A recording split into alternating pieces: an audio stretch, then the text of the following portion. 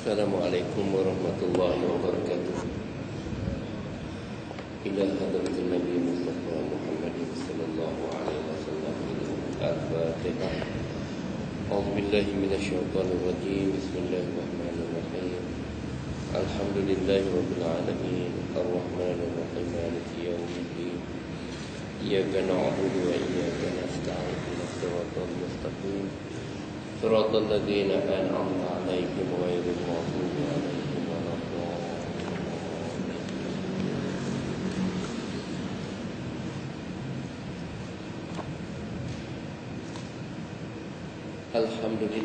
الحمد لله رب العالمين والصلاة والسلام على أشرف الأنبياء والمرسلين وعلى آله وصحبه أجمعين. سبحانك لا علم لنا إلا ما علمتنا إنك أنت العليم الحكيم. رب اشرح لي صدري ويسر لي أمري من لساني يفقهوا قولي. Alhamdulillah, kita bersyukur kehadirat Allah Subhanahu wa taala kerana pada malam ini dapat kita teruskan lagi kuliah kita. Dan seperti biasa kita akan baca kitab Hidayatus Sufyan dan kitab Penawar Bagi Hati, kitab Mastika Hadis, insyaAllah. Alhamdulillah, kita bersyukur kehadirat Allah Ta'ala kerana Allah masih lagi membanyak usia kita untuk kita berada di atas muka bumi Allah ini. Dan mudah-mudahan kita dapat istiqamah mengimarahkan rumah Allah ini, insyaAllah.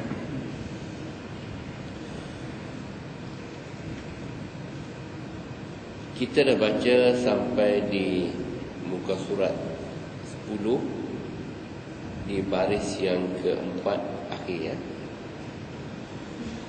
Bismillahirrahmanirrahim.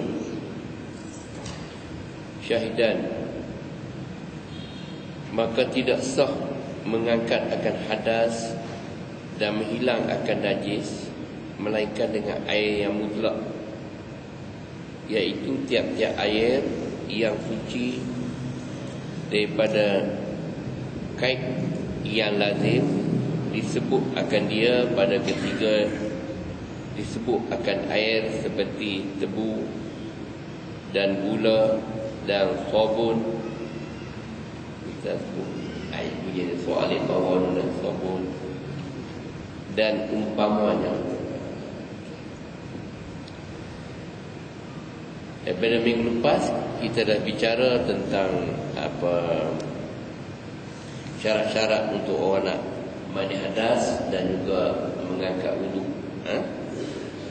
Kemudian di akhir itu disebut tentang bagaimana orang yang berada dalam daim hadas untuk mengangkat wudu. Kita dah bicara panjang, insya-Allah. Jadi pada malam ini kita nak bicara tentang air. Disebut awal-awal oleh pengarang kita ini, dia kata maka tidak sah mengangkat akan hadas dan menghilang akan najis. Kita nak angkat hadas, sama ada hadas kecil, maksudnya wudu, hadas besar, mandi junub, atau nak menghilangkan najis, nak basuh kencing, nak basuh berak, paling mudahlah kita kan. Itu kita aduk buatlah. Dan najis-najis lain yang kita akan lihat, najis mukhalladhah, najis mukhafafah, najis mutawassithah. Dia kata tak sah. Apabila kita kena lihat, apabila dia kata tidak sah, tak terpakai, tak sah ni tak terpakai, tak boleh diambil kira. Kalau kita nak angkat wudu tak sah. Kalau kita mandi junub kita tak sah. Kalau kita basuh najis kita tak sah. Okey. Apabila disebut tak sah di sini, maka mafhumnya kita faham di sini. Bila wudu kita tidak sah, berarti sembahyang kita jadi masalah. Ibadat kita dengan Allah jadi masalah. Mandi hadap sah itu tak sah. Jawapannya kita masih berhadap sah. Apabila najis kita tak suci, kita basuh najis, tak dikira kita menyucikan najis. Dengan jawapan lain, kita masih berada dalam najis.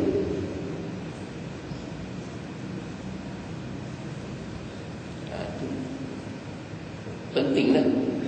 Bab ni bab penting. Bab air ni bab penting. Very important. Kan? Dia ada kait-mengait tuan-tuan. Dia kait-mengait dengan semayang kita. Allah kata semayang tu boleh mencegah fahsyaul munkar. Kita semayang tapi kita buat benda munkar lagi. Kehidupan kita seharian dan sebagainya.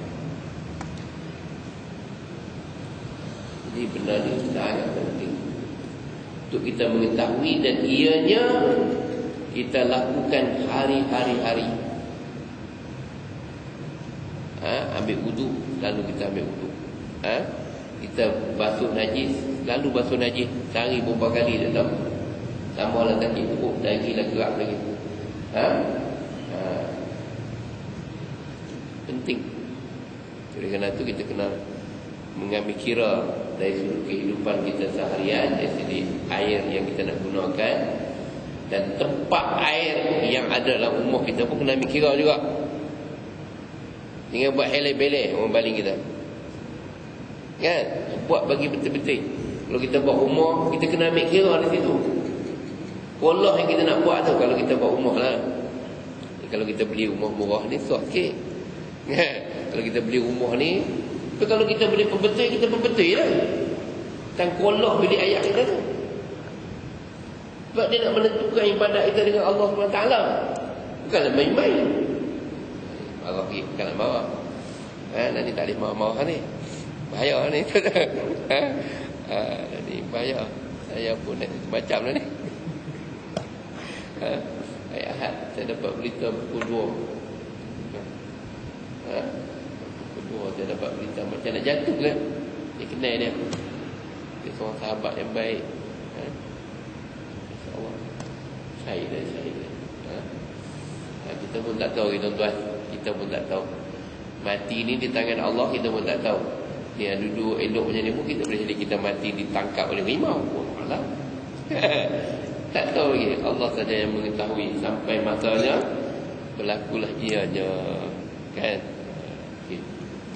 Kalau ni semua kita nak menunjukkan kata benda ni penting, macam tu, nak tunjukkan itu benda penting. Kerana kita buat yang ada yang cantik ni kan. Minta maaf lah sebut ni tu kan. Kita tak sebut lah. Kita buatlah rumah yang lain tu yang tak beda, punya cantik, tak bilik ayah lebih kurang je. Padahal itu penting. Penting untuk menentukan ibadat kita. Dan tempat semayang kita di rumah, kalau tak main masjid, tak main rumah, tak mana bilik semayang kita. Yang lain kita boleh kira bilik ni, bilik semayang tak ada. Kita ambil kira kalau sekiranya kita nak bawa rumah tu besar sebagainya. Tapi kalau dah kita beli pun bilik 3 je, susah kan. Tapi kita kena ambil kira jugalah hubungan kita dengan Allah Subhanahu Wa Taala, ibadat kita ni benda yang paling penting. Kita serius dalam benda tu. Bilik semayang anak tu, bilik semayang je. Allah. Okey. Kita mengharapkanlah insya-Allah. Okey. Jadi penting yang ni tuan-tuan. Penting.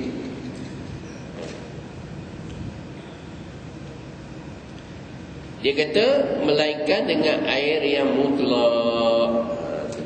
Air mutlak saja yang boleh kita ambil wudu, yang kita boleh mandi hadap besar, yang kita boleh menghilangkan najis. Air mutlak. Datang pelama yang mutlak. Kita nak tengok tu datang kalau orang baling kita datang pelama. Yang kata ayat mutlak tu ayat apa? Air apa ayat mutlak? Orang baling kata ni saya orang baling. Geng-geng baling nak pergi Mekah buat pengumuman, nama-nama yang saya sebut ni masuk bilik A, pakai masuk bilik ayat habis. Timbul di mana? Tak ada apa. Buat jadi bilik. Kan orang baling kita dia tengok kan bilik tu ada tulis huruf A kan. Bilik ayah habis. Wallahualam. Okey. Yang orang baling tak apa? Iaitu tiap-tiap air yang sunyi daripada sunyi ni maksudnya dia tak nak kait dengan apa sunyi tak ada apa-apa sunyi. Daripada kait yang lazim disebut akan dia pada ketika disebut akan air. Yang kita baca kitab ni dia dalam banyak kitab ni dia sebut macam-macam. Kita baca hak ni, kitab ni dia sebut macam tu. Akan dia pada ketika disebut akan air seperti debu, air tebu. Jadi air tebu tu bukan yang mutlak. Air tebu pula biar ambil wudu, habis nyam. Gigi dia hurung kan. Dengan sebut dia kan. Dengan tu ayat tebu lepas tu ayat kencing pula. Tu dia lagi keteruk lah kan. Tak boleh. Sebab kita sebut air tebu. Ya, dia kait kan, dia kait. Air mutlak ni air yang tidak dikaitkan. Tapi lagi saya kata tuan-tuan tanya tak air laut kan. Okey. Tak apa yang tu tak apa. Kita sebut yang ni dulu. Dia dalam kitab ni dia hurai panjang lagi kan. Dia ada bab-bab lain kan. Kaitan mufak atau kaitan ghairu mufak.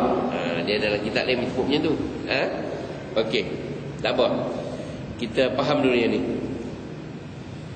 Dan gula, air gula, dan sabun, air sabun dan umpamanya. Jadi air gula, air sabun, air apa lagi? Air susu, air teh, air kopi semua tu dia bukan yang mutlak. Tapi dia tidaklah sampai kita tak boleh nak gunakan untuk minum dan sebagainya, tak ada masalah. Tapi untuk nak mandi hadas besar, nak ambil wudu, tak boleh, tak boleh. Nak menghilangkan najis tadi. Air gula habis basuh kayak kencing tak boleh. Dan umpamanya banyak lagi lah contoh-contoh dia kan. Dan iaitu tiap-tiap air yang turun daripada langit. Dia nak jelaskan lagi, dia nak jelaskan air mutlak tu. Dan iaitu tiap-tiap air yang turun daripada langit seperti air hujan dan air embun. Air embun ni kalau kita kucek-kucek air embun tu banyak tak boleh. Mandi junub tu boleh. Tapi teruk jugalah nak jumpa air embun tu kan. Tapi air embun tu kalau dah air embun banyak kan, kita kencing-kencing tak ada air. Dengan air embun tu lah kita sampai dia boleh mengalir lah. Atau air yang keluar daripada bumi seperti air laut, air sungai dan air telaga. Maka sekalian yang kita sebut tadi ni bermula dengan air hujan dan sebagainya tu, suci dirinya dan menyuci bagi yang lainnya atas barang apa sifat ada ia. Itu dia. Air hujan turun batu-batu. Air hujan, tanya air hujan, tapi dia turun batu-batu. Air hujan batu. Dia ada jugalah boleh. Dia digunakan untuk ambil wudu dan sebagainya. Apa sifat ada padanya. Kita buat telaga, air mata air keluar kita telaga air mata. Tapi dia keluar Allah macam air susu. Tak apa. Orang tak kata air susu, orang kata air telaga. Bila dia keruh kan air ikat keruh dia kan. Tak apa. Boleh. Air dia asal air mata air dia macam tu. Tak apa. Air laut tak ada masalah. Air laut ni dia masin dah. Kita tak tahan juga. Kita boleh lah, tak ada masalah. Okey. Jadi kita balik ni cerita-cerita kat ni susah lah. Ayat hujan mana kita duduk tak ada ayat hujan lah ni. Tak ada dulu tak apa ni mana ada duduk tak ada ayat hujan. Kan? Air telaga masih ada. Tapi lah ni pun banyak tak pakai air telaga dah Ustaz. Anak pun tak tahu dah telaga apa dia. Lah ni kita punya polipnya kita nak sebut ni kita tak sebut hak kita yang ada sekarang ni kan. Kita pakai ayat baik. Ayat baik tu. Ayat baik tu biasanya diproses dan sebagainya lah kan. Ayat baik tu kalau kita cek kita katalah di Tasik Gelugok ni dia main kat mana tu? Bukit tu kan? Bukit Tolang kan? Ayat baik ni dia main kat mana? Kat Tasik Gelugok je. Tak tahu dia. Tak tahu Ustaz dia buka keluar je. Tapi apa pun dia proses oleh pihak PBA lah kan. PBA. Dia proses sebagainya tu kan. Tapi apa-apa pun baik pun kalau boleh kita rezeki sudut kesihatan lah kan. Kita ada sebut kami lama buat tak ada apa pun Ustaz. Kan. Kita kalau boleh kita tapis sikit lagi cantik lah kan. Sebab saya mula saya pakai yang baik ni tak tapis apa pun. Di kebetulan isteri beli iron bubuh ayak kan. Pokoknya nak nampak ayak baik kita tu tak apa cantik. Kalau kita iron lama ayak seredak dalam air tu dia keluar selup merah baju kita. Sekali kita iron dia keluar merah. Pokoknya ayak tu ada selup merah. Tuan-tuan nak tengok ayat tengok, tuan-tuan tengok dalam kolor kita, yang apabila ayat tu lama kita tak pakai dia turun. Ayat banyak dia turun dia punya panggil apa? Ayat ke apa kan? Tapi kalau ayat yang kita tapis kita bubuh penapis ke apa kan? Taklah mahal tuan-tuan. Saya beli lebih kurang dalam RM300 je. Campur dengan pasang tu lebih kurang dalam RM500 lah. Dia nampak okey, dia tak pernah, saya tengok tak pernah ada panggil itulah yang apa itulah yang duduk di bawah kolah kita kan, bagi kita nak minum dan sebagainya kan. Okey, wallahualam. Itu dari sudut kesihatan lah tuan-tuan. Tapi apa pun tuan-tuan, sekarang ni air baik lah kita gunakan untuk mandi junub dan sebagainya. Ini saya tak pasti siapa dia buat SMS, dia tulis nama. Dia buat SMS ke saya, tanya Ustaz. Saya pun tak jawab lagi. Di mana ni saya nak jawab ni? Kalau orang tu ada di sini, kalau orang tak ada, saya tak tahu. Sebab saya nak jawab panjang. Dia pakai SMS. Okey. Dia kata Ustaz, boleh tak bilik ayam saya tu kolahnya tak sampai 2 kolah? Maksud 2 kolah tu bukan 2 kolah tu kan. Dia punya sukatan 2 kolah ni lebih kurang kalau beratnya tuan-tuan 162 kilogram. 162 kilogram. Tengok kalau 2 kolah pun taklah besar sangat tuan-tuan kolah dia. Kita ingat dia punya sukatan 4 segi dia tu. Tapi tak besar mana. Jadi dia persoalan dia tanya kolah di rumah dia tu kita ibarat macam 4 segi tu lah yang bulat tu kan, yang duduk di penjuru tu. Dia tu tak sampai 2 kolah lah. Ayam dalam tu tak sampai 2 kolah, tak sampai 162 kg. Tak sampai kan. Okay, dia kata oleh kerana ayam dalam kolah tu tak sampai, dia mandi ada besar. Jadi dia buka ayat tu penuh, ayat dalam kolah tu penuh, lepas tu dia buka ayat baik dia atas tu. Jadi ayat tu dia meleleh keluar lah, dah penuh kan. Ni puas. Boleh tak? Boleh dia mandi ayat titis, ayat daripada badan dia kan mengecik masuk dalam kolah tu kan. Ayat hak mengecik pun kita kena tengok juga. Ayat hak mengecik macam mana? Dia akan sampai di sini. Boleh tak? Dia terus mandi. Kan? Ayat yang mengecil daripada badannya masuk dalam kolah tu, ayat tu akan keluar. Kapan ayat kolah tu dia penuh kan? Dia kata macam seolah macam kita kata ayat sungai yang mengalir lah. Tapi yang tu dia tak macam ayat sungai. Ayat sungai dia mengalir terus macam tu kan.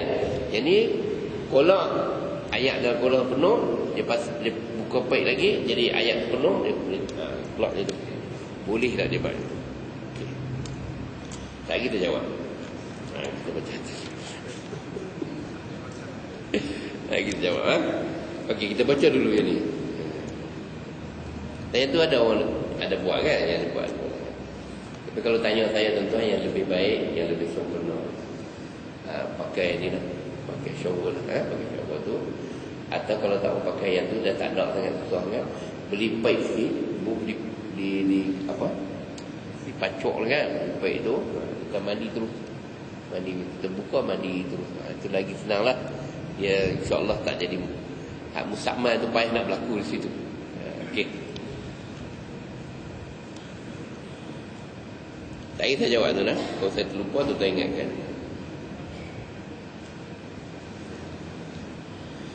Tanbihun, jaga-jaga. Dah hilang nama air mutlak pada segala air yang tersebut itu dengan salah satu daripada 3 sebab. Jadi yang kita sebut air mutlak tadi kata air telaga ke, air yang apa nama ni, air sungai ke, air pokok tadi kan, yang kita sebut tadi lah, air tadi ni, air paip tadi ni, air paip yang kita buka, yang duduk dalam kolah yang besarnya lebih, yang boleh memuatkan air lebih kurang 162 kg tu, maksud 2 kolah lah. Air mutlak tadi dia akan berubah. Dia akan menjadi air mustakmal, akan hilang air mutlak pada segala air yang tersebut dan hilang nama air mutlak. Biasanya air mustakmal, kalau dia bukan air mutlak, dia jadi air mustakmal, atau air yang mutanajis, air yang kena najis, ada air yang ada najis. Dia ada disebabkan 3 sebab. Pertamanya, sebab mencampuri akan dia oleh benda yang suci yang tiada jadi ia daripada air dan terkaya air itu daripadanya. Jadi baca habis. Akan sebab dan terkaya air itu daripadanya akan sebagai bercampur yang tiada boleh dibezakan akan dia daripada air seperti sabun, air mawar dan garam bukit, disebut ni garam bukit, dan mengubah ia akan air pada sifatnya, akan ubah yang banyak sekira-kira hilang padanya nama air mutlak dan dinama akan dia air sabun, air mawar dan air garam juga. Itu tuan perempuan. Sebab yang pertama ni, air mutlak tadi ni, dia air mutlak. Lepas tu dia masuk benda yang benda-benda lain yang dalam air mutlak tu. Maksudnya air mutlak tadi ni bercampur dengan benda-benda lain yang sifat asli air mutlak tu dah berubah.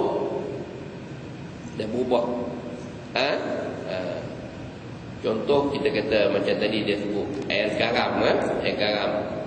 Jadi kita bubuh garam dalam air mutlak, sampai air mutlak tadi dia berubah rasa dia dah. Warna dia boleh jadi putih macam tu juga kan. Tapi dia dah berubah dah. Orang tak kata dah air telaga, tak kata dah air paip ni, kata air garam lah. Sebab garam tadi telah berubah sifat air mutlak tadi ni. Dia sebut ni terkaya. Terkaya ni maksudnya benda yang dicampur tu banyak yang menyebabkan dia berubah. Jadi orang panggil air garam, air sabun, air mawar contohnya lah, atau air apa lagi lah, air serbat, air apa lagi, air oring. Kita buat kenuri, bubuh dalam kolak, bubuh oring, jadi air goreng lah. Jadi dia sudah tak jadi air mutlak lah. Dia boleh digunakan tuan-tuan, tapi tak boleh untuk nak mandi hadas besar, wudu dan sebagainya, tak boleh. Itu yang pertama. Jadi mudah kita nak faham ni tuan, walaupun ayat ni dia panjang sikit. Kita cerita ayat mutlak ni dia akan berubah, dia tak jadi ayat mutlak dah. Bila dia tak jadi ayat mutlak, orang tak panggil dia ayat mutlak dah. Maka dengan itu kita tak boleh guna untuk basuh najis, ambil wudu, mandi dan tak boleh. Sebab dia pertama, sebab apa? Bercampur dengan satu benda yang lain, benda yang suci, benda yang suci. Dan campuran tadi ni banyak yang menyebabkan sifat-sifat yang mutlak tadi berubah. Kita buah yang pencelup kita kata kan, buah dalam yang mutlak tu dia berubah sampai jadi kuning, sampai jadi hijau, ubahlah sifat ayat mutlak tadi. Maka dia tadi gunakan, tak boleh guna untuk yang tadi ni, ambil wudu, mandi anak besar, tak boleh.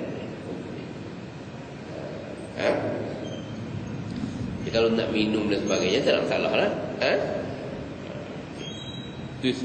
Sebab dia yang pertama, yang ayat mutlak tadi ni hilang nama ayat mutlak itu.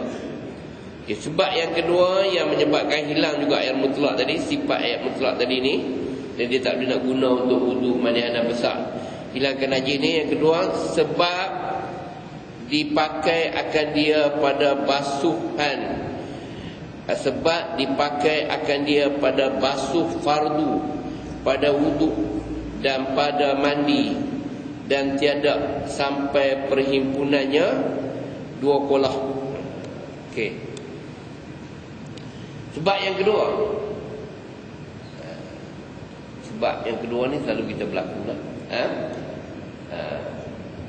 Ayat kolah kita tak sampai dua kolah. Tapi kalau ayat dalam kolah tu sampai 2 kolah, tak apa. Itu saya nak sebut dengan tuan. Jadi kalau kita kata, saya tak ingat tuan, saya tak ingat betul. Kalau ikut kaki persegi tu, saya pernah kat je dulu ni. Ada siapa-siapa yang boleh bantu tu kan. Kita buat kolah lah, kita kata kita buat kolah, ngam-ngam 2 kolah besar. Kalau ayat tu penuh dalam kolah kita tu, dia boleh sampai 162 kg lah. 162 kg ni baru ngam-ngam 2 kolah. Kan? Kata kalau kita pergi cedok sikit, buat guna untuk apa-apa lah kan. Jadi biasanya ayat tu kan turun lah. Kemudian dah turun tak sampai 162 kg, tak sampai 2 kolah lah. Walaupun kolah kita tadi boleh masuk ayat 2 kolah. Jadi oleh kerana itu kita kena buat bagi lebih kolah dah tu, supaya kalau kata 2 kolah 162 kg, kita buat kolah kita tu boleh masuk sampai 170, 180. Bagi lebih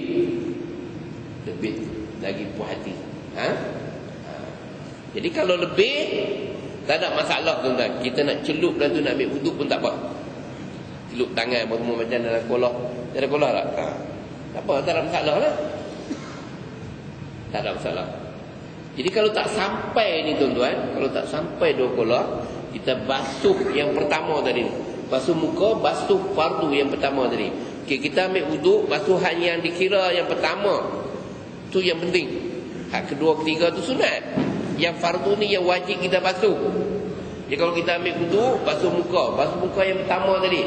Kalau basuhan yang pertama tadi ni, ayat daripada basuhan kita tu merecik pergi masuk dalam kolah yang tak sampai 2 kolah tadi ni, maka ayat tu jadi ayat bukan ayat mutlak lagi dah.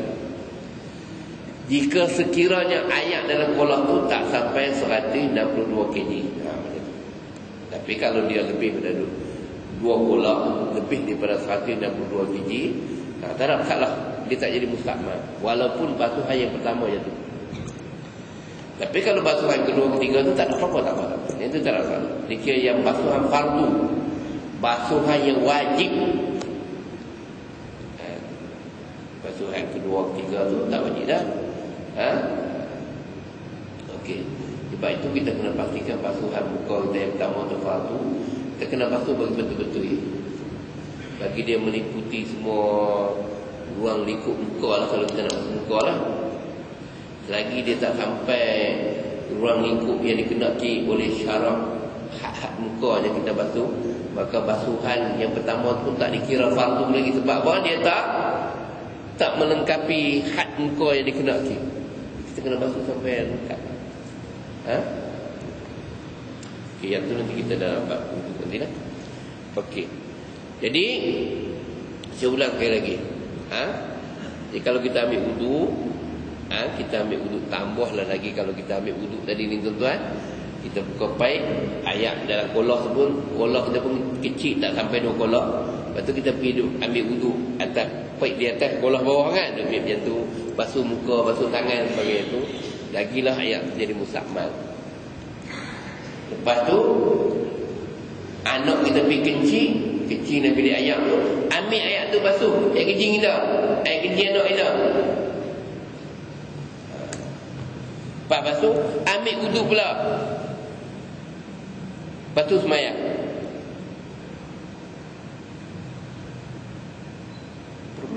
Tak jadi masalah. Tapi kalau kolok itu adalah bilik ayak besar, bila bilik ayak kecil, buat kolok nanti penuh dengan kolok. Nak masuk tadi nak duduk pula, penuh kolok pula kan. Jadi kena pastikanlah yang tu. Sebab itulah saya lebih berminat kita pakai pipe. Pakai pipe kita. Pipe kan. Masa kita nak ambil wudu, tarik pipe tu, buka, ambil wudu terus. Nak basuh kencing pun basuh dengan buka pipe tu. Senang kan? Nak basuh najis pun lagi senang. Tarik pipe tu sembuk aja. Lepas tu kita tengok di apa tempat penghentian kita ni kan, pelas tu saya cukup berkenan dah. Kita aja yang tak berapa nak berterima kasih. Masuk tandas kecil-kecil, biar nanti lalai duduk meratak. Kita ambil dah bu, kan? Dapat pahala tuan-tuan. Dapat pahala. Kita masuk-masuk buang habis kan. Kita keluar kita semua habis apa-apa, sakit baki najis ke apa ke, duduk habis sangkut balik. Dapat pahala. Ni dah pakai biar ya. Tak orang kuliah pula pakai. Digurun. Dia kena banyak orang dia buat macam tu, dia biar tu, dia bubuh bagi tinggi tuan-tuan. Dia buat tarik tu bagi ngangan main dengan kita. Kalau kita lepas pun dia duduk terhayung gitu. Dia tak digurun baru buat. Dia pikir tu. Pelah punya pikir kita. Bagus tuan. Pakai tu. Jadi kita di rumah pakai pipe lah. Pakai pipe. Mudah pakai pipe lah kan. Kalau nak beli di kedai tu pun boleh juga. Tapi yang paling mudah tu, saya di rumah saya pakai pipe tu senang. Kita pipe je lah. Nak basuh pun sembuk aja. Tak ada masalah. Tu bila kita pergi rumah orang, pergi berak, betul nak basuh, dia pakai ayak, dia bubuh apa nama? Baldi, paip bertemu baldi bawah kan? Saya punya susah lah. Susah betul. Susah. Sebab apa kita susah? Sebab saat kita nak ambil wudu, nak semayang. Suruh basuh punya lama. Tak ada basuh. Jadi susah. Kalau saya kawan-kawan yang kenal, saya tu beritahu lah, bupaik dah senang. Bupaik senang. Itu dalam perempuan, kalau di rumah kita lah ni, balik cari paik yang beli lah sikit, kat kampung kan, jangan panjang sangat. Panjang susah. Paling mudah tuan-tuan untuk menyelamatkan. Macam mana?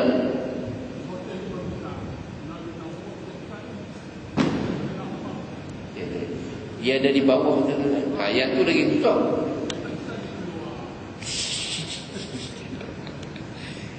Dia ada dia jenis hak 5 bintang tu, dia duduk di bawah tu.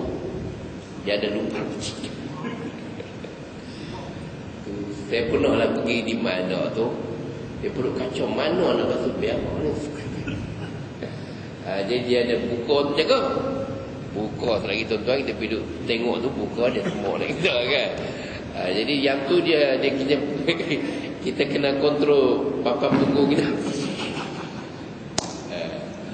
Tapi tuan-tuan, yang paling mudah kalau saya kan, kita basuh macam tu dulu, basuh semua tu, nanti kita tak ada air, basuh dengan cebok yang ada lah lagi. Basuh yang tu dulu. Jenis macam tu kan. Ada juga nama yang ada setengah tu yang tak ada tu langsung lagi susah lah. Okey. Pastikan. Lepas tu kita nak semayang, nak pakai seluar tu lagi. Jadi kita kena berhati-hatilah dalam kita nak masuk tandas dan sebagainya.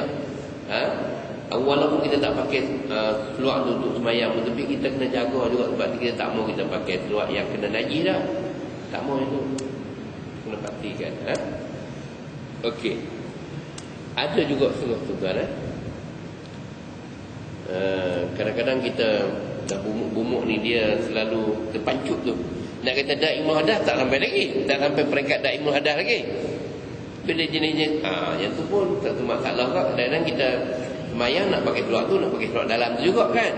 Jadi macam mana tuan-tuan? Kalau kita dah terpancut tu, pasti seluar kita dah najis dah. Sebab yang kita tahu yang keluar tu air kencing. Itu tu kita keluarkan, kita masuk dalam bilik air, keluarkan dia, basuh saya kena tu, basuh. Cara nak basuh najis kan tahu, najis mukhaffafah, mukhallazah, mutawassithah, mukhaffafah kencingkan lagi. Apa ni, mutawassithah, najis pertengahan. Kita buat keluar dalam dia tu, buka paip, basuh tu, perah tengok, cium tengok, bau lagi, basuh lagi kan, basuh cium, tak kering dah, tak bau dah, perah lagi, pakai basuh kan najis. Tak. Ini saya nak beritahu tentang pengalaman. Saya pernah. Kita tak apa kan. Masa saya buat haji tu di Mekah, pagi tu pergi dengan isteri semua, dia nak terkencing. Allah, bilik ayak di Mekah tu jauh, subhanallah. Dia nak terkencing, Allah. Kita ada bumuk-bumuk ni punya sepepak juga boleh tahan sangat kan. Okey lah, sekejap boleh lama-lama dia juga. Tapi dia cari jom pula berjalan. Nampak macam mana kan. Keluar dari masjid tu kita pun tak tahan dah. Dia boleh habis jumpa habis. Jadi jalan nak buat, masuk dalam bilik ayak, buka semua sekali, basuhlah jubah kita sekat yang kena tu, basuh habis, keluar dalam basuh semua sekali, pakai balik. Kita bayangkan jubah basuh pakai kan, keluar daripada bilik ayak tu, dia ada satu arak bubuh yang tu nak kering kata tu, arak dia punya angin itu. Kita pun buat exercise tu. Exercise pun nak bagi kena angin tu, bagi jubah kita tu kering sikit. Tapi semayang tak nak kalah tuan. Macam tadi lah, masa kita basuh tadi buat macam mana? Kita basuh, cium tengok bau kan. Kena tahu kan di antara dia punya basuh najis mutawassithah tu, dia kena macam tu. Kalau taik, tengok buat color dia kan. Dia kencing ni biasa bau lah. Tak bau dah kita pakai. Tak. Saya tak. Ada seorang orang yang pakai rujuk saya lah. Dia pun cerita dia pergi di Mina melontar. Lepas tu nak terkencing. Di Mina pun lebih kurang kan. Dia punya bilik ayak dia jauh, subhanallah kan. Allah. Lepas tu dia pergi, orang ada dalam pula dah. Duk tunggu tak. Baik lah. Tu dia pun baik tu. Dia basuh semua kelak-kelak dia, basuh pakai balik. Tak ada. Yang pasti kita basuh bagi suci. Kita pakai basah tak ada. Basah bukan najis. Basah bukan najis. Nanti kita basuh. Jangan duk gagah pakai pula. Okey.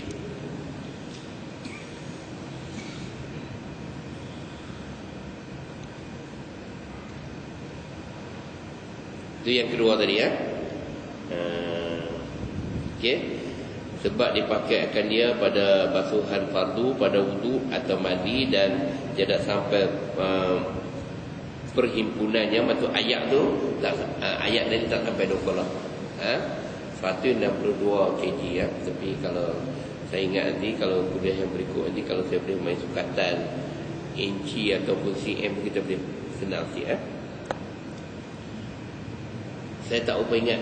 Saya pernah sebut, saya tak ingat ada sebut lagi, tak tepat pula ni.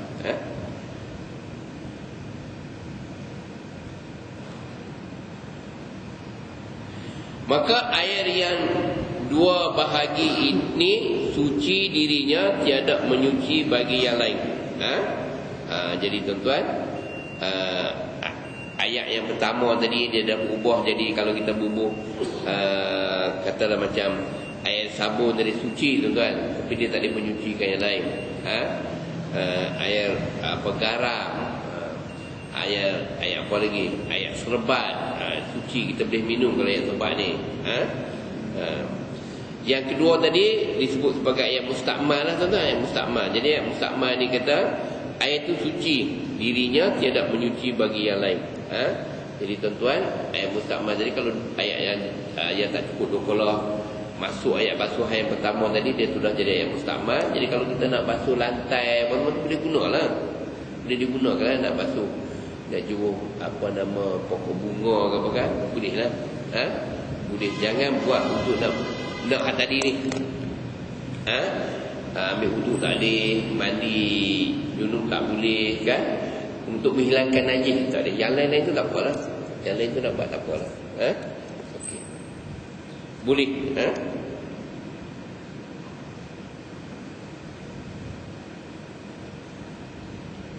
Ketiganya sebab jatuh di dalamnya najis. Ayat mutlak jadi dia berubah juga.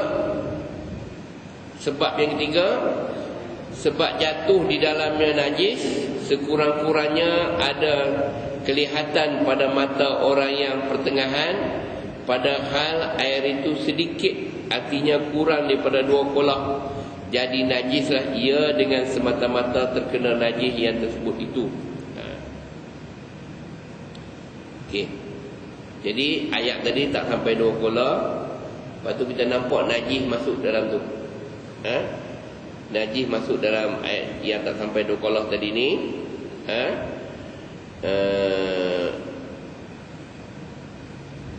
Jadi najislah ia dengan semata-mata terkena najis yang tersebut itu. Ayat yang tak sampai 2 kolah. Okey. Atau air itu banyak, iaitu sampai 2 kolah. Tadi ni najis jatuh dalam air yang tak sampai 2 kolah. Dengan kata lain, air yang tak sampai 160 kg, tak sampai. Jadi ayat najis juga. Najis jatuh jadi ayat najis. Yang berikutnya ni, ayat tu sampai 2 kolah. Atau air itu banyak, iaitu sampai 2 kolah atau lebih, sampai 162 kg, atau sampai 170, 180 sampai 200 kg. Maksudnya lebih daripada 2 kolah lah. Okey. Sampai 2 kolah atau lebih. Dan mengubah najis itu akan dia pada sifatnya. Jika sedikit ubahnya sekalipun, jadi najislah ia. Jadi tuan-tuan, hak tadi tak sampai 2 kolah, najis masuk jadi najis. Hak yang ni, yang berikutnya tu sampai 2 kolah atau lebih daripada 2 kolah, najis jatuh dalam tu. Dan najis tadi ni mengubah air yang lebih daripada 2 kolah tu, mengubah. Okey, kalau kita kata apa? Kita nak kata apa najis? Taik lah, taik. Kalau taik hijab tak ubah, tak berubah kan? Taik lah kita kata. Sampai kita cek tu ayat tu berbau najis dalam ayat tu, walaupun air itu tadi melebihi 2 kolah, maka jadi najis juga. Jadi najis juga. Berbeza dengan air yang mengalir, air sungai tadi kan, air parit yang mengalir, itu bezalah, itu berbeza. Itu tak, sebab dia mengalir, dia akan bawa dia punya tu, dia tak akan berbau. Lainlah kalau bangkai dan parit kita ni, bangkai lembu duduk di atas tu, dah ulat-ulat dah, kita berbau tadi. Dia dah berubah kan, walaupun dia mengalir, tapi bangkai tu duduk di atas kan. Kita nak ambil wuduk di bawah ni, Allah bau busuk, pastikan yang bau busuk tu bangkai tadi. Okey.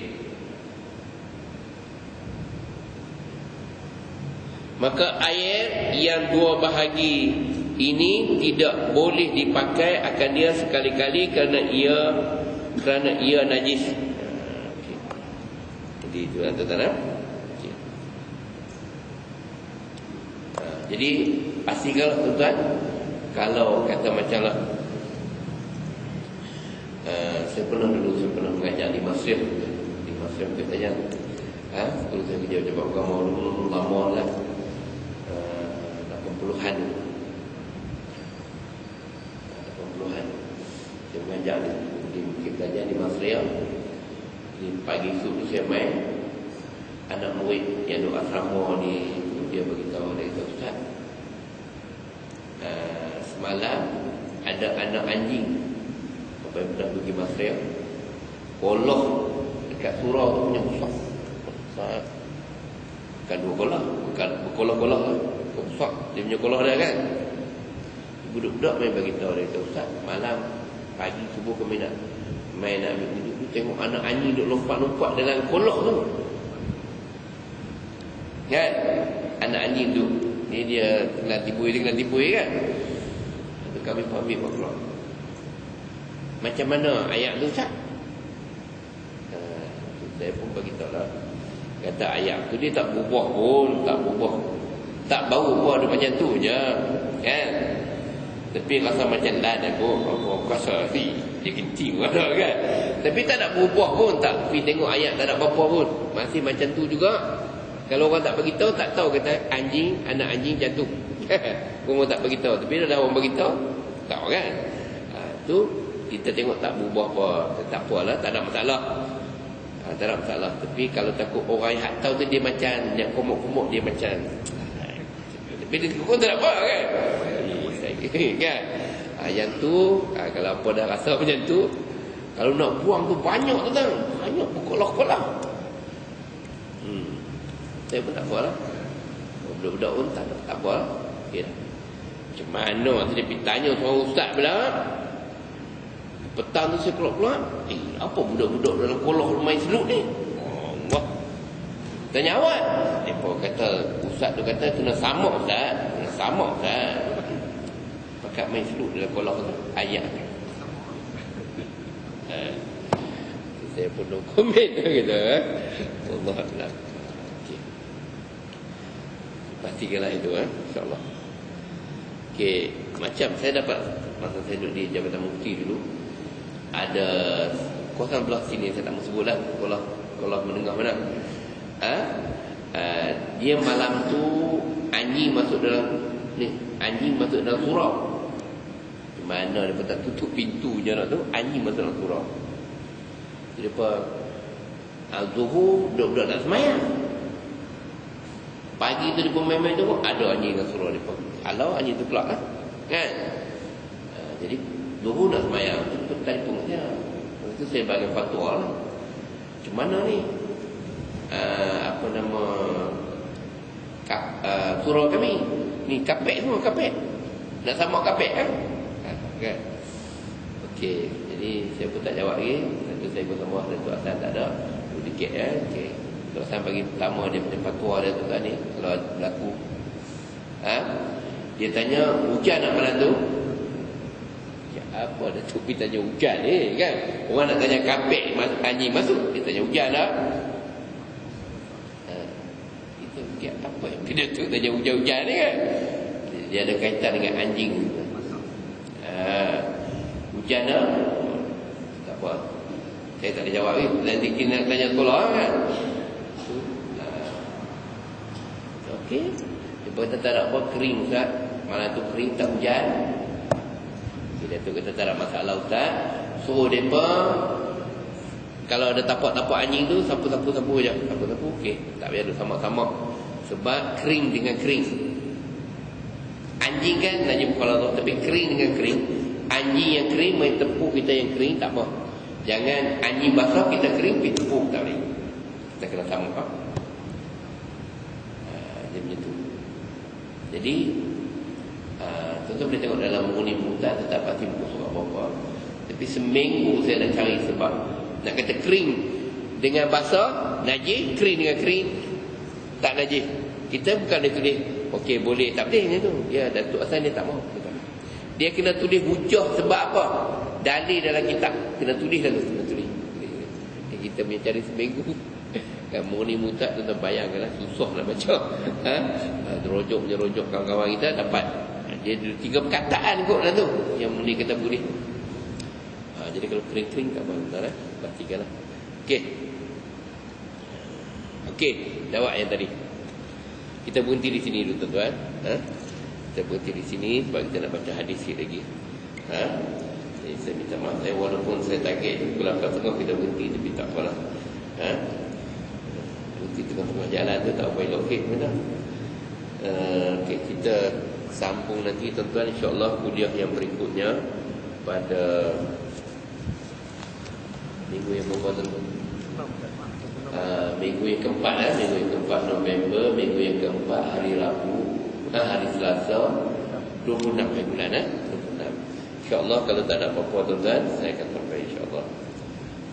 Dan ini pun banyak juga program-program tu.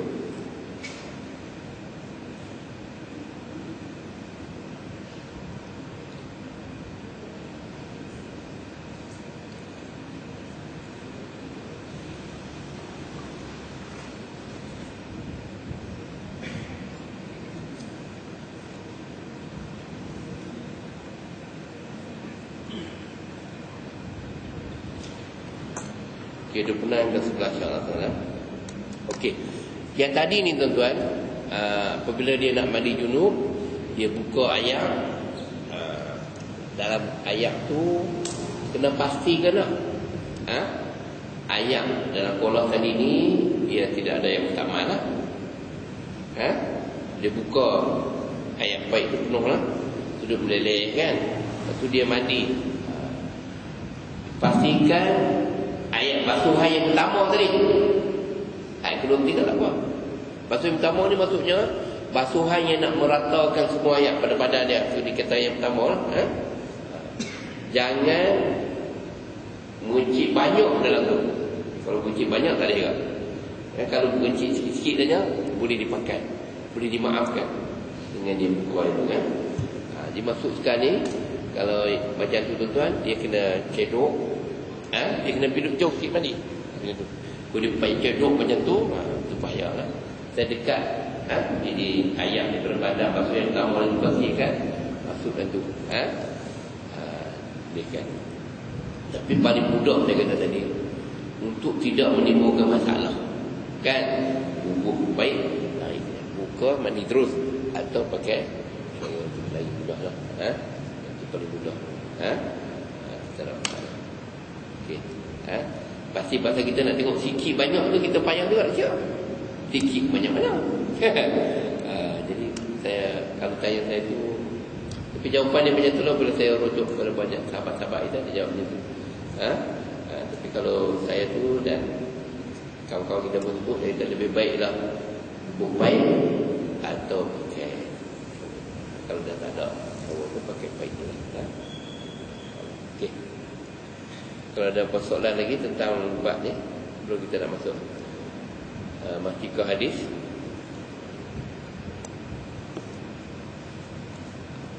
Tak, bagaimana air nila? Air nila lalu orang masuk baju. Ayat nila. Ayat macam mana? Air nila, air apa? Yang tukar warna biru. Nila, air nila. Oh, nila tu, dia pastikan nila tu kena suci ya. Yang tu yang penting. Nila kan, yang kata nak bagi jadi baju putih jadi biru sikit kan. Dia pastikan nila tu mesti suci, mesti bersih lah. Kalau dia ada campuran-campuran najis tak boleh ya. Dia apa, kalau dia sebab tu kita dah suci dah. Baju kita biasanya dah clear semua kan. Okey. Masuk pasal dah sebelum ni kita tengok pasal baju kan. Kita lah ni banyak semuanya dia tak basuh macam dulu. Dulu basuh tangan. Lepas tu bilai selawat Allahumma salli ala sayyidina Muhammad, Allahumma salli ala sayyidina Muhammad kan. Itu. Okey. Tapi kalau tuan-tuan tanya saya buat macam tu okey. Saya baju saya rendam dulu. Tengok apa-apa yang patutnya yang saya bisi terus. Saya rendam. Saya akan basuh tangan saya. Terus saya bilai sampai saya puas hati. Lawat Allah, lepas tu saya bola kering. Ini pertama saya nak isi saya lah. Terus saya bubuh dalam mesin saya untuk kering saja. Okey. Sekarang ni banyak pakaian-pakaian kita pakai mesin. Kita semua ni mesin semua. Bubuh main sangkut je. Ada yang baru lagi, bubuh ambil pula almari terus. Tu ada juga. Yang kering tu boleh cangkut dalam almari dah. Iron pakai. Tak payah jemuk lah. Ada. Okey. Cuma kita dah bincang panjang tuan-tuan di Langkawi. Kita dapat ni dalam pengacara haji di Langkawi, kita dah bincang Datuk Syekh yang daripada Perak tu dah meninggal kan, dia yang tentang jadi dia beritahu dia tak ada masalah dia kata kita boleh bubuh tu tuan-tuan. Pastikan kita nak bubuh baju tadi ni tuan-tuan, jangan ada najis. Kena pastikan baju yang kita nak bubuh dalam mesin basuh tadi ni jangan ada najis. Dia ada najis apa dia? Air kencing. Jadi kalau orang yang ada anak kecil, lamping anak dia makan, tu kena pastikan. Kena basuh dululah. Basuh, hilangkan najis dulu. Boleh bu. Jangan biar ada trik pibuh tu bau dengan baju jubah kita nak main tak. Dia bercampur tak boleh. Dia jadi air najis. Jadi tak boleh lah. Pastikan pakaian yang kita nak buat tu tidak ada najis. Okey, jangan ada tuan-tuan. Baju yang kita pakai ni ada najis tak? Dia peluh hitamnya. Peluh jadi hitam. Peluh jadi hitam najis tak? Ada najis. Kita sini kalau tengok Arab, dia goreng apa, dia pakai jubah putih dia tuan-tuan. Jubah putih tu dia main duduk kat kita oleh kerana dia di Arab tak berbau. Kalau kita di sini bau dah kan, cuaca dia kering kan. Baju dia ya Allah rubi duduk goreng apa mentakok ke apa kan, tak ada masalah. Dia bukan najis, tak ada masalah. Kita rasa macam kan gitu. Peluh bukan najis. Najis tak? Debu-debu tanah najis tak? Tak najis, debu tanah dia buat tayamum. Najis apa tak? Darah. Air kencing. Air longkang. Itu bau kan? Pastikan itu. Pastikan baju yang kita nak masuk dalam tu jangan ada najis. No problem. Tak salah. Boleh? Ya. Jadi yang kalau sebutnya tu orang yang ada anak kecil, ada cucu tu lamping bermotor kena pastikan lah. Jangan pergi campur dengan kain-kain kita pula kan. Dia basuh asing sikit lah. Tapi biasanya kalau lamping ke apa tu, tapi lah ni lamping apa lagi, orang tak pernah jemuk lamping dah, orang pakai pampers buang kan. Cuma tuan-tuan perempuan, saya mengharapkan kalau yang bawa anak pakai pampers, jagalah masuk masjid ni. Sebab anak kita kencing, berak, dia najis dia dalam pampers, kita bawa dalam masjid, dia jaga itu, kena jagalah. Dia bebaskan dia berlari-lari dan sebagainya. Okey, tak ada masalah lah. Dari segi mesin tak ada masalah. Boleh pakai. Okey, balik kepada hadis yang kita baca ni tuan-tuan. Kita dah baca hadis yang panjang lebar berkaitan dengan daripada Anil Bara ibni Azib, daripada Bara ibnu Azib yang menceritakan tentang bagaimana Rasulullah SAW telah mengiringi jenazah seorang lelaki Ansar, kemudian dikebumikan. Rasulullah bersama-sama kami berada di sekeliling kubur Nabi, cucu-cucu ranting kayu kan, di kubur tu pegang ranting kayu, Nabi cucu kubur lelaki tadi. Kemudian Nabi sebut 2 atau 3 kali, iaitu dia suruh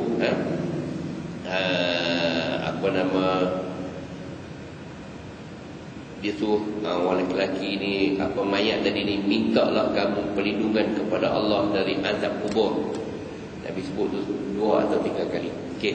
Kemudian terus Nabi bersabda lagi di atas kubur tadi ni, cerita panjang bagaimana apabila seorang hamba Allah yang beriman, yang beribadat, yang bertakwa, apabila hampir nak meninggal dunia, Nabi sebut turunlah satu grup malaikat yang macam tu tuan-tuan. Setiap orang yang nak meninggal dunia, sama ada orang yang beriman atau tak beriman, setiap orang yang nak meninggal dunia, pasti satu grup malaikat dia tak sebut berapa orang akan turun duduk sejauh mata memandang daripada orang yang nak meninggal tadi.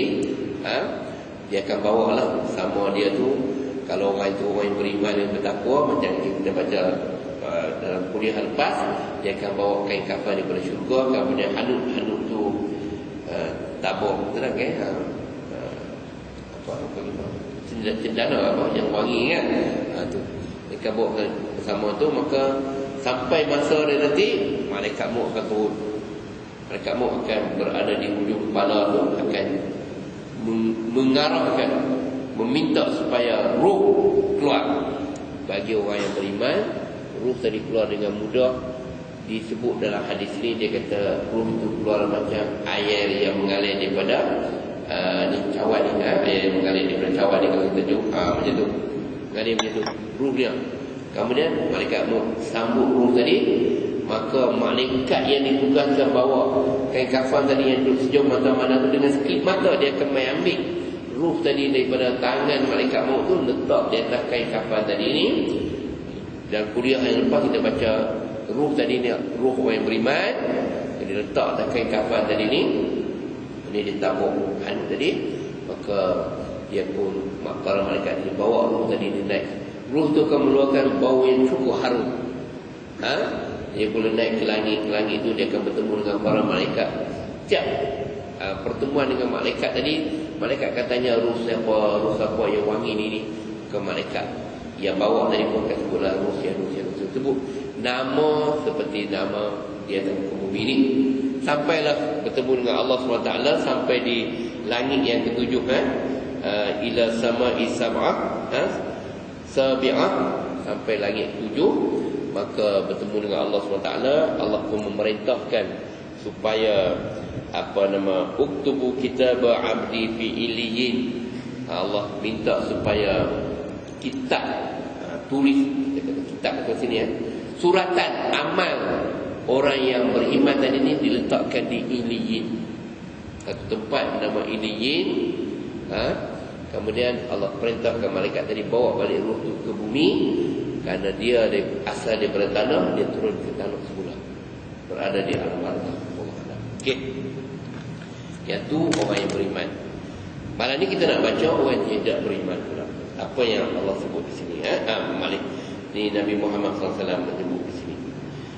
Qala wa innal 'abdal kafira idza kana fi inqita'in min ad-dunya wa iqbalin min al-akhirah nazala ilaihi minas sama'i malaikatun tudul wujud ma'ahum musuhun fajlisuna minhum madal basari summa yajibu malakul mauti hatta yajlisa 'inda ra'sihi fayaqulu ayyuhan nafsul khabisa ikhruji. Wa fi riwayatin fa idza kana rajulan su'a qalu ikhruji ila saqatin min Allah wa ghadabin qala fatafarraqu fi jasadi fayantali'uha kama yuntali'u safudu min as-sawfil mabluki fayakhudhuha fa idza aqada lam yad'uha fi yadihi tarfatal 'aini hatta yaj'aluha fi tilkal masuhi wa yakhruju minha ka'antani rihi jifatin wujidat ala wajhil ardi fayas'aduna biha fala yamurruna biha ala malakin minal malaikati illa qalu ma hadha ruhul khabisu fayaquluna fulanu bin fulan bi akhbahi asma'ihi allati kana yusamma biha fid dunya hatta yuntaha bihi ila as-sama'i dunya fayustaftahu lahu fala yuftah lahu fala yuftahu lahu. Summa qala Rasulullah sallallahu alaihi wasallam la tufattahu lahum abwabus sama'i wa la yadkhuluna jannata hatta yalijal jamalu fi sammi khiyati fayaqulu Allah azza wa jalla aktubu kitabahu fi sijjini fil ardi sufla fatukhrabu ruhu tarhan. Al-Imam Ahmad wa Abu Dawud wa Nasa'i wa Ibnu Majah. Baginda sallallahu alaihi wasallam sabda lagi, dan sesungguhnya orang yang kafir ketika hendak mati, apabila ia berada dalam keadaan terputus dari dunia dan sedang menghadapi akhirat, akan turunlah kepadanya malaikat-malaikat dari langit. Macam saya sebut tadi lah. Macam orang yang beriman atau yang tak beriman ni dekat nak mati, para malaikat yang ditugaskan tadi akan turun daripada langit.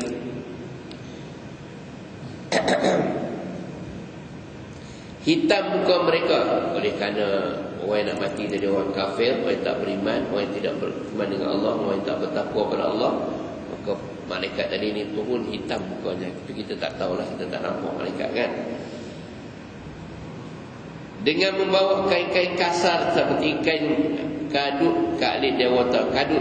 Lalu mereka duduk jarak daripadanya sejauh mata memandang. Tadi dibawa kain daripada syurga, ni kain kasar dia sebut sini, seperti kain kadut. Kemudian datang malaikat maut. Para malaikat tadi duduk sejauh mata memandang, turun dan duduk sejauh mata memandang. Malaikat maut pun turun macam tadi juga. Lalu duduk di sisi kepalanya sambil menyerunya dengan berkata, hai jiwa yang jahat. Kerana yang nak mati ni orang yang tak beriman, tak bertakwa, tak pernah sembahyang, ya Allah ya Rabbi lah. Maka malaikat maut duduk di ujung kepala, dia menyeru, hai jiwa yang jahat, ayyuhal nafsul khabisatu, keluarlah. Malaikat bau seru supaya ruh yang ada dalam jasad orang yang tak beriman itu keluar. Dia sebut pun, wahai jiwa yang jahat, keluarlah. Dan pada satu riwayat disebutkan, Abu Dawud kata, maka apabila orang itu orang jahat, berkatalah malaikat, keluarlah engkau. Menyeru ruh tadi keluar menuju ke tempat kebencian. Jadi berbeza dengan orang yang baik tadi, dia suruh ruh tadi keluar menuju kepada ila maghfirah, ke tempat keampunan. Tapi orang jahat tadi ni, malaikat mau seru supaya roh tadi keluar menuju kepada kebencian, ke tempat kebencian dan kemurkaan Allah Ta'ala. Baginda sallallahu alaihi wasallam bersabda lagi, kemudian roh itu, roh orang itu berselerak di merata jasadnya. Jadi roh tadi tak mau keluar, berselerak. Roh orang yang beriman dia keluar mudah saja, Tapi orang yang tak beriman ni, roh dia akan berselerak dalam jasad dia, tak mau keluar. Kerana takut hendak keluar. Lalu disentakkan ruhnya, itu oleh malaikat maut, sebagaimana sebatang besi pembakar daging disentak dari sekempul bulu yang basah. Nabi ibaratkan, oleh kerana ruh tadi dia tak mau keluar, dia takut, dia tahu Tuhan dia tak beriman, jadi ruh tadi berlari dalam jasad tadi. Oleh kerana itu maka malaikat maut sentak. Sentak dia ibarat macam mana? Macam kita pegang besi yang panas, kemudian kita letak atas bulu yang basah. Macam tu. Jadi nak menunjukkan ruh tadi susah nak keluar. Dan keluarnya pun dalam keadaan paksaan. Sampai mereka mau sentak dia. Digambarkan paksaan itu disebut sebagai sebatang besi pembakar daging disentak dari sekumpulan bulu yang basah. Malaikat maupun mengambilnya. Akhirnya roh itu keluar, malaikat sambut dia.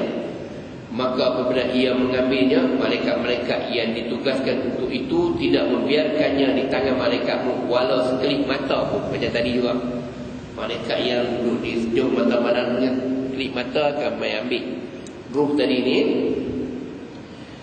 meletakkan di dalam kain kasar yang tersebut, kain kasar yang dibawa tadi ni. Dan keluarlah pula dari roh itu bau yang busuknya, seperti sebusuk-busuk bau bangkai yang ada di atas muka bumi ini. Bau roh tadi bau busuk. Kemudian mereka membawanya naik ke langit. Maka mereka tidak melalui semasa membawanya mana-mana kumpulan malaikat. Kumpulan malaikat itu berkata, ruh yang jahat ini ruh siapa? Malaikat tanya. Malaikat itu ada di langit-langit tadi ni tanya kepada malaikat yang bawa ruh ni, ruh yang jahat ni ruh apa? Sebab apa? Sebab dia bau busuk. Mereka menjawab, para malaikat yang bawa ruh tadi ni menjawab, ruh sianu, anak sianu. Jawab macam tadi juga, dengan menyebut seburuk-buruk namanya yang biasa dipanggil dengan nama-nama itu di dunia. Demikianlah halnya sehingga berakhirlah perjalanan mereka membawanya ke langit yang pertama. Setelah itu mereka meminta dibuka pintu langit untuknya, tetapi tidak dibuka baginya. Tak buka. Malaikat tadi minta buka, pintu langit tadi tak dibuka.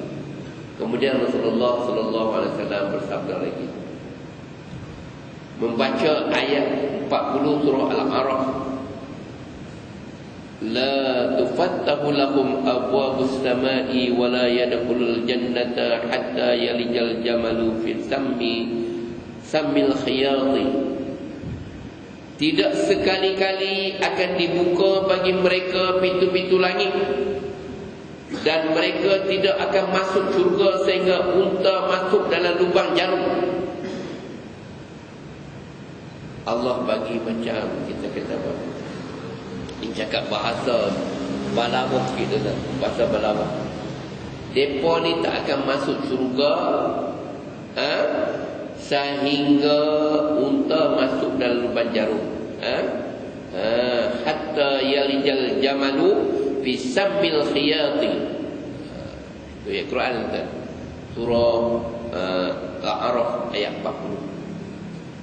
Allah sebut di sini, Allah buat macam tasbih, macam bahasa balawah. Orang depa ni nak masuk syurga ni susah. Tuan bayangkan, unta yang besar tu nak masuk dalam lubang jarum. Masya Allah. Kita nak benang pun punya susah nak masuk. Tambah mata macam kita, lagi lah susah. Tambahlah unta yang besar nak masuk lubang jarum. Hampir tak masuk.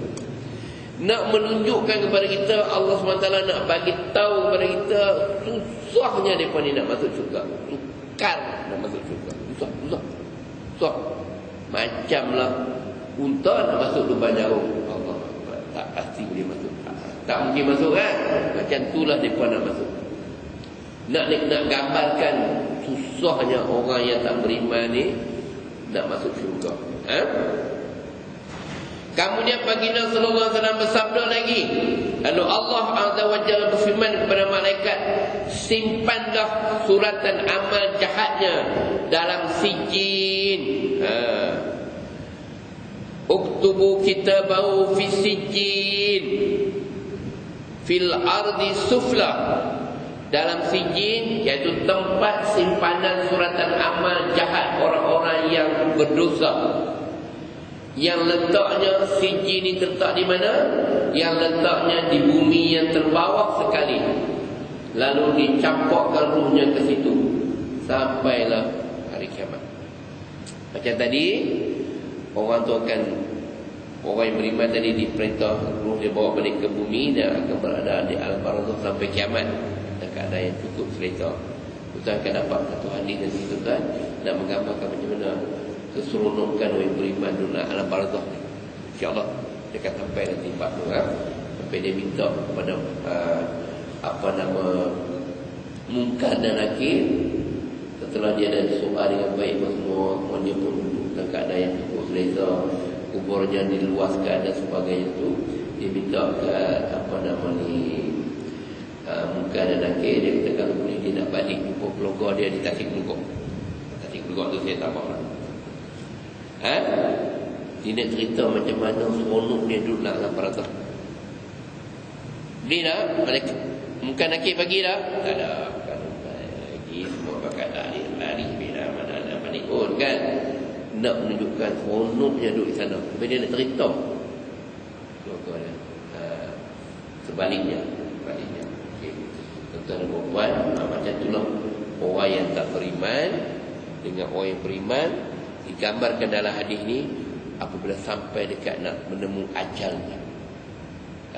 Yang beriman menghembuskan nafas dengan keadaan cukup selesa, dan ruhnya keluar dengan baik. Dan orang yang tidak beriman menghadapi sengsara yang amat sangat. Dan disebut dalam ayat surah Al-A'raf ayat 40 ni, orang yang tak beriman ini nak masuk syurga cukup susah. InsyaAllah tuan-tuan, kita mengharapkan supaya kita berada di pihak yang pertama kita sebut, orang-orang yang beriman, insyaAllah. InsyaAllah kita akan sambung nanti dalam masih ke hadis ini, keadaan seseorang dalam kubur. Kita nak baca, kita akan tahu nanti dengan hadis-hadis yang akan diuraikan nanti bagaimana keadaan seseorang dalam alam barzakh, alam kubur ni, tuan-tuan. Okey. InsyaAllah kita akan, kalau tak ada apa-apa tuan-tuan, 26/11/2013.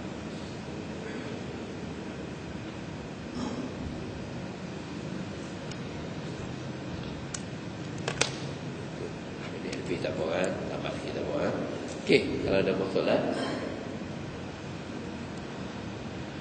Okey, kalau tak ada apa-apa tuan-tuan, insyaAllah saya mohon berbanyak-banyak kemaafan kalau ada salah silap dan sebagainya. Kelemahan diri saya yang baik daripada Allah, yang tidak baik daripada kelemahan diri saja. Saya minta maaf banyak-banyak.